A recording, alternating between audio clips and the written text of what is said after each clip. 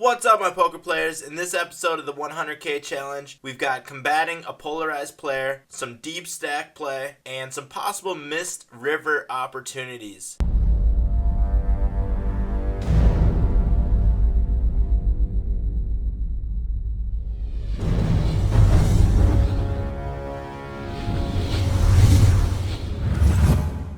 So the first hand we're looking at is pocket fives from under the gun +2. We make a raise to 3x and we get called by Hill Climber to our left, who looks like he's a pretty tight, not quite regular yet, don't have that many hands on him, but he looks like a very tight player. He's got a fold of 67%, so I'm going to come out firing right away with this very high board, and hopefully he folds with such a high fold percentage, which is exactly what happens, and we pick up a small pot. Next hand we're looking at is ace-jack offsuit, and we get a limp call to our right, so we're going to make an isolation bet here.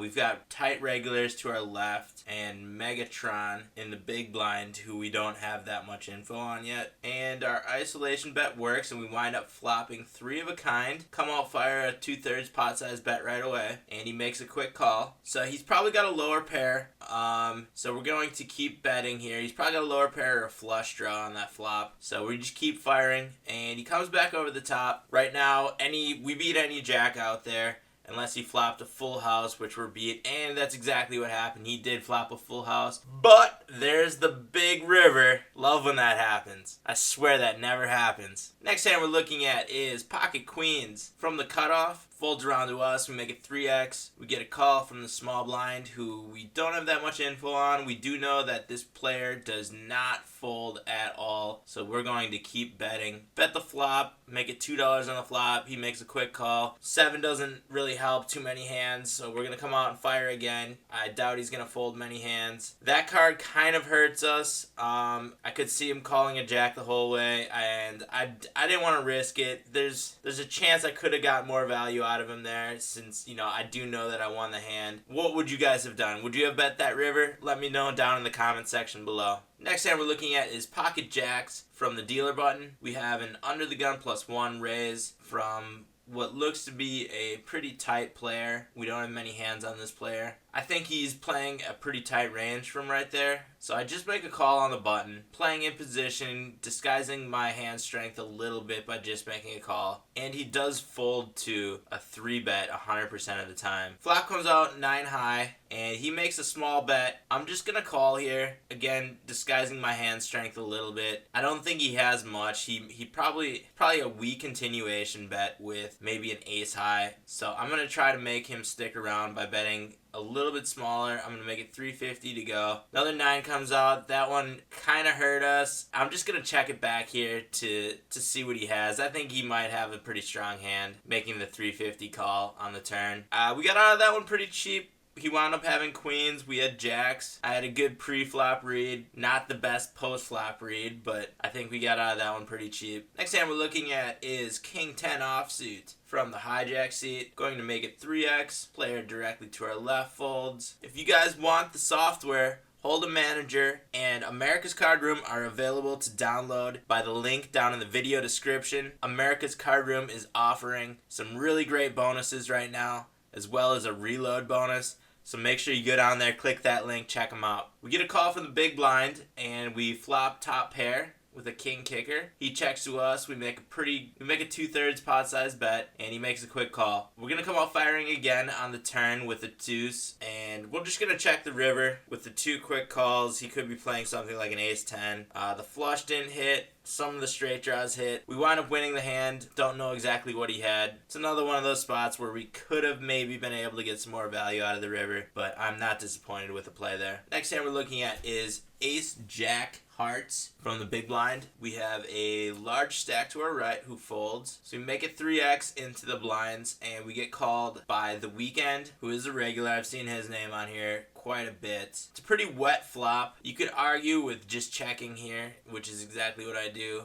I thought I was going to continuation bet, but I didn't because of the wet flop. Now I have a flush draw and wind up hitting a pair of jacks. Just going to check it back. Another decent small pot there. I'm not betting many rivers today. And now we have ace queen suited from the button. Folds around to us. We make a 3x into the blinds. We've got a regular here in K-Pack. And he comes back over the top. But he does make this play a lot with weaker than premium holdings quite a bit. So I make a call on the button with ace queen suited. Wind up flopping an ace. Now I'm just going to hide the strength of my hand with the ace queen kicker by just making a call from his continuation bet. And an 8 of hearts comes on the turn. At this point, I think he probably missed his hand when he checks back into us. But I kind of want to get him to stick around. So I'm going to make a smaller bet and see if we can induce a call from him. He is really thinking about it. And that's exactly what we want to happen. We want him to really think about it and be able to make a call with something that he wouldn't regularly make a call with. You know, something 9s, 10s. Something that he's way behind in that we're going to make money, a lot of money off of regulars in the long run. But he does not make the call. He folds, unfortunately. Next hand we're looking at is 10-9 diamonds on the button again. We've got a pretty deep stack and just over $40. It folds around to us, and we're going to make a 3x raise to hopefully just pick up the blinds here with a steal. And we just saw this play from K-Pack, and we know that he does this a lot without premium holdings because, every premium holding besides queens would have hit on that last board. So we know that his hand probably isn't that strong,